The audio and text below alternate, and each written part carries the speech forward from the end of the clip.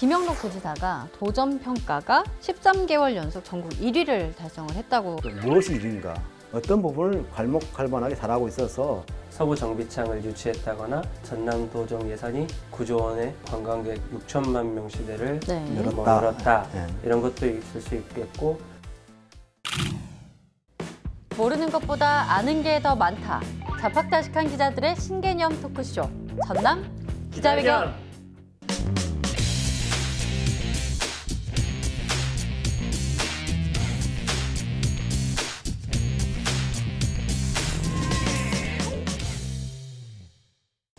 네, 벌써 2020년도도 절반이 지나가 버렸습니다.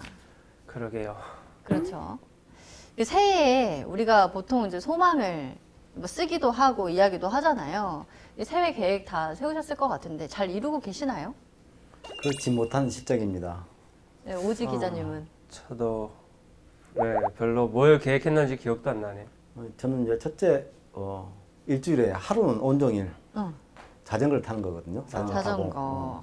그리고 그 다음날 하루는 온종일 도서관에 가서 책 보고 중국 공부하는 거, 중국어도 공부하고 중국학을 공부하는 건데 자전거 타는 것은 문제가 없는데 이제 코로나19로 도서관 열람실이 이제 제한되니까 그래서 집에서 책을 보고 공부한다는 건 굉장히 쉽지 않더라고요. 어려워요. 그러니까 집에서 일을 하고 뭐 이렇게 영상 촬영한 걸 이제 편집하고 취미로 이렇게 이런 것은 가능한데 책을 집중해서 보기에는 힘들더라고요. 공부를 하는 것은. 그래서 중국어 공부는 인터넷 강좌 그것만 어쩔 수 없이 따라가면서 하고 있고 나머지 도서관에서 할 수 있는 공부들이 거의 안 돼서 책들이 이렇게 진도가 안 나가요. 근데 우리 꿀통 기자님은 항상 열심히 공부하시는 모습들을 많이 보고 있어가지고 좀 본받아야 될 것 같습니다. 반성을 해야죠, 네, 저희가. 저희가. 그 공부하는 것은 이렇게 뭐 중국말에 그런 말이 있어요. 공부하는 것은 마치 배가 물을 거슬러 올라가는 것과 같아서 앞으로 전진하지 않으면 퇴보한다. 이런 말이 있어요. 마음에 새겨놓겠습니다. 예. 전임이 저기 끝에 가 있는 것 같긴 한데요. 저 같은 경우는 스스로 좀 새해 소망으로 해서 네. 올해 운동을 좀 열심히 해봐야 되겠다 했는데 좀 새해 뭐 딱 해가 바뀌자마자 오른쪽에 어깨에 힘줄이 두 개가 딱 끊어지면서 아무것도 지금 못하고 있거든요. 어깨에 좀 좋은 운동이 있으면 혹시 추천해 주실 만한?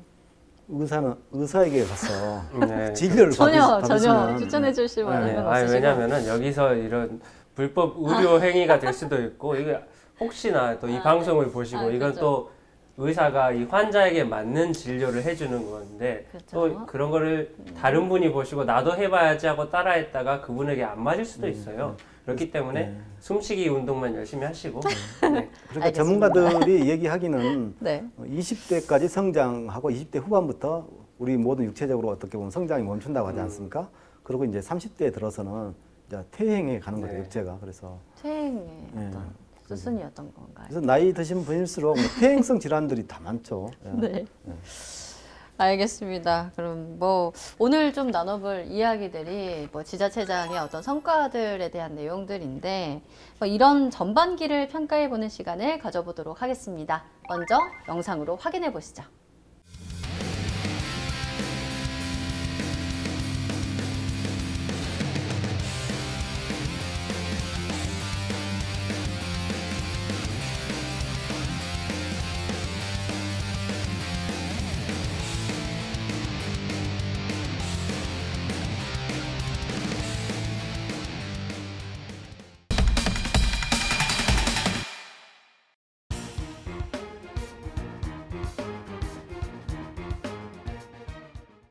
아무래도 오늘은 좀 바쁠 것 같습니다. 이 서부권, 동부권 뭐 전부 다 짚어볼 수는 없잖아요. 그래서 뭐 몇몇 곳들 좀 꼽아가지고 이야기를 나눠봐야 될 것 같은데 우선 올해 같은 경우는 코로나19 때문에 행정의 차질이 빚어질 수밖에 없었던 상황이었던 거죠. 그렇죠. 이제 가장 우리가 쉽게 확인할 수 있는 것이 대부분의 축제들이 다 취소가 됐다. 그래서 크고 작은 축제들이 거의 지금 취소가 됐죠. 그래서 일단 그런 축제 예산들을 어떻게 썼는지 모르겠어요. 근데 각 시군에서 갖고 있는 재난지원금들 그리고 예비비 이런 부분이 굉장히 많이 지출이 됐을 겁니다. 그래서 내년 예산을 편성하는 데 있어서 굉장히 여러 가지 아마 어려움이 있지 않을까 뭐 그렇게 예측이 되고 있어요. 예. 그렇죠. 보면은 지금 벌써 10월까지 행사들도 다 대부분 취소가 되고 있는 그렇죠. 수순이고요. 네.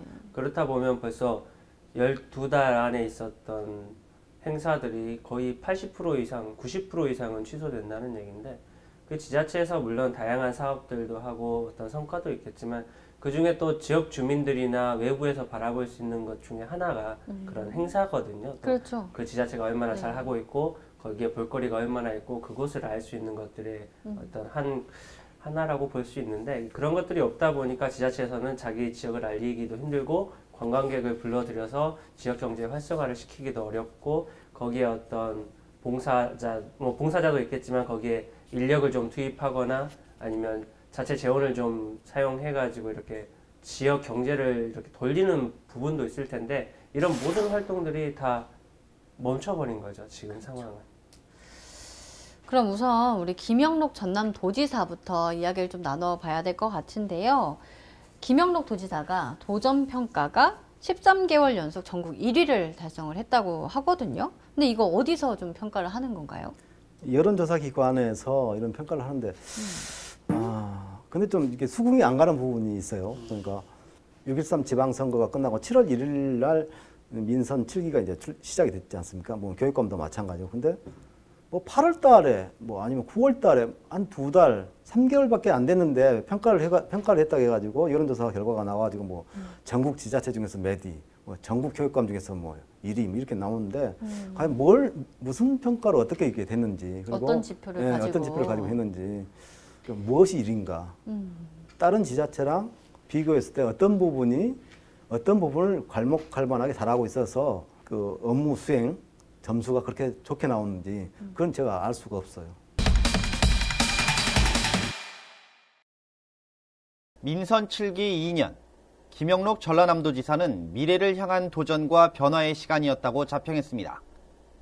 전국 주민생활 만족도 13개월 연속 1위는 물론 청정 전남 블루 이코노미를 새천년 비전으로 제시하고 6대 프로젝트, 52개 과제 발굴을 주요 업적으로 꼽았습니다. 또 국고 예산 7조 원, 전남 예산 9조 원 시대를 열었고 524개 기업 유치와 15,000여 개 일자리 창출 등도 내세웠습니다. 지난 2년은 전라남도 발전과 도민 행복만을 염두에 둔 미래를 향한 도전과 변화의 시간이었습니다. 도전 각 분야에서 새로운 활로를 찾고자 노력했습니다. 김 지사는 남은 2년 집중과제로 친환경 그린 뉴딜 산업을 통한 새로운 일자리 창출은 물론 지역경제 활성화를 이끌겠다고 전했습니다. 특히 전남 지역을 블루에너지 사업을 통해 세계 시장을 선점할 에너지 혁신 거점으로 만들 계획입니다. 그 도전의 중심이 청정 전남 블루 이코노미입니다. 블루 이코노미는 미래를 선도하기 위한 정부의 한국판 뉴딜 및 그린 뉴딜과도 맥을 같이 하고 있습니다. 코로나19 팬데믹의 영향으로 올 한 해 마이너스 성장이 예견되고 있습니다. 하지만 전남은 변화에 능동적으로 대응해 새로운 역사를 만들겠다는 각오입니다. 우리 김영록 도지사 같은 경우는 지난 2년 동안 청정 전남 그리고 블루 이코노미 이런 부분에 굉장히 좀 언급을 많이 하시고 집중하셨던 것 같은데, 블루 이코노미에 대해서 좀 설명을 해주시겠어요? 그러니까 이게 작년에 나왔거든요. 블루 이코노미는 작년에 나온 건데 이겁니다. 단순하게 얘기하면 전남이 갖고 있는 자연 환경, 풍력, 아니면 태양광, 그리고 또 역사 문화 자원, 그리고 농수산물, 농축산물의 이런 자원들을 활용해서 우리의 새로운 어떤 미래의 성장 동력으로 활용하자. 이런 측면에서 이 블루 이코노미라는 새로운 어떻게 보면 그 이름을 한 프로젝트를 이렇게 비전을 제시를 한 거죠, 도민들에게. 그래서 지난해에는 문재인 대통령이 직접 참석하셔서 그 선포식을 하고 이거에 대한 세부적인 한 대여섯 가지 어떤 세부적인 추진 항목을 이렇게 제시를 했어요. 자연 생태계를 모방한 경제라고 해가지고 생태계가 어떤 환경이나 어떤 거를 훼손하지 않고 이렇게 돌아가는 방식을 모방해서 우리 경제를 그렇게 이렇게 이끌어 나간다라는 뜻인 것 같아요. 그래서 방금 말씀해 주신 것처럼 뭐 이런 뭐 에너지, 친환경 에너지 뭐 이런 것들을 좀 활용해서 전남에 맞는 전남이 가지고 있는 청정 자연이라든지 아니면 신안이나 목포 쪽에 이제 곧 들어설 풍력, 해상 풍력을 가지고 신재생 에너지라든지 이런 걸 가지고 이 전남의 새로운 혁신을 이끌어 나가겠다라는 뜻인 것 같은데 조금만 더 찾아본 게 그 뭐 에너지, 블루 에너지, 블루 투어, 블루 바이오 뭐 이렇게 해가지고 6대 프로젝트를 또 최근에 네. 발표하기도 했었죠. 그렇다면 이 블루 이코노미에 대한 뭐 전반적인 뭐 비전, 그다음에 내용은 이렇다고 볼 수가 있겠고, 민선 7기 2년 동안 김영록 도지사의 최대 성과는 어떤 게 있었나요? 한정공대 설립 지원, 그러니까 지금 법인 등기까지 마쳤죠. 그리고 지금 남아있는 게 어떻게 뭐 한정공대 관련 뭐 지원 특별법, 그러니까 한정공대를 세우려면 엄청난 예산이 필요한데 설립 비용만 해서 6,200억 원이 들고 매년 641억 원 정도 운영비가 있어야 되거든요. 그래서 근데 이제 어떻게 보면 전남도와 나주시가 이미 3,670억 원을 10년에 걸쳐서 이제 지원해 주기로 했거든요. 근데 문제는 그 정부의 예산을 받을 수밖에 없어요. 그러면 이제 그 전기사업법을 좀 시행령을 개정을 해가지고 거기서 나오는 돈을 전기료로 이렇게 모아지는 징수되는 예산 가운데 일부가 한정공대 운영비로 투입되고 뭐 이렇게 되는데 이 부분이 지금 관련 특별법이 제정이 안 됐죠. 네. 이런 상태고 김영록 지사의 가장 큰 전남도정의 성과는 전국 처음으로 농민수당을 지급했다. 이거죠.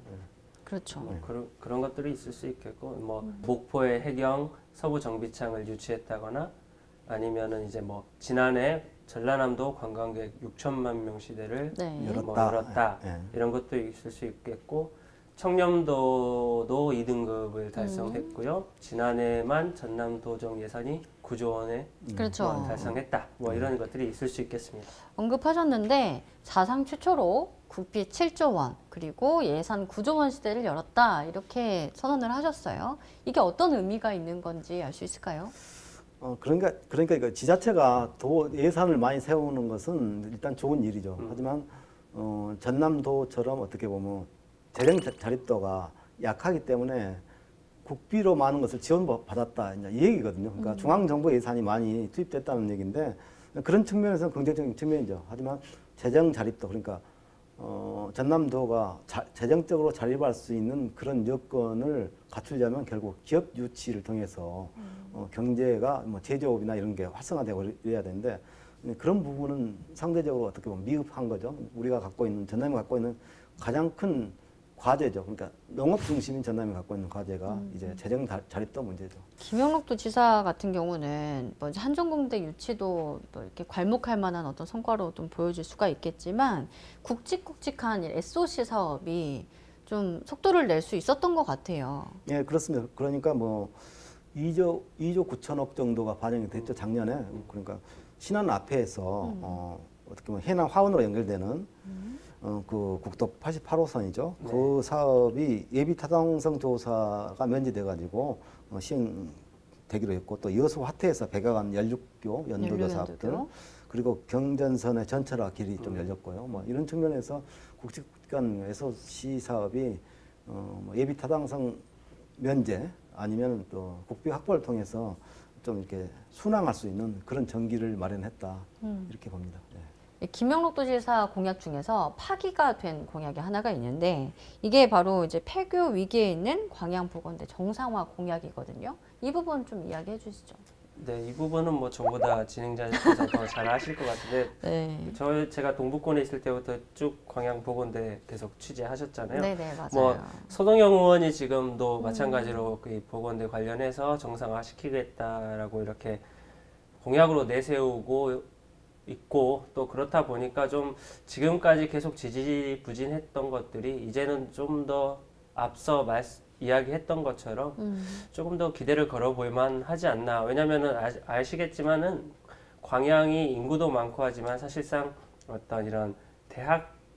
시설이 좀 부족한 곳이기도 하고 그렇죠. 물론 이 보건대 자체가 약간 순천시와 좀 가까운 거리에 있긴 한데 그냥 읍에 있으니까. 어쨌든 지역을 살리기 위해서는 지역 대학이 있어야 되는 거는 뭐 무시할 수 없는 그렇죠. 거잖아요. 그렇기 때문에 지역민들도 아마 이번에 다시 한 번 더 기대를 걸어보지 않을까 싶습니다.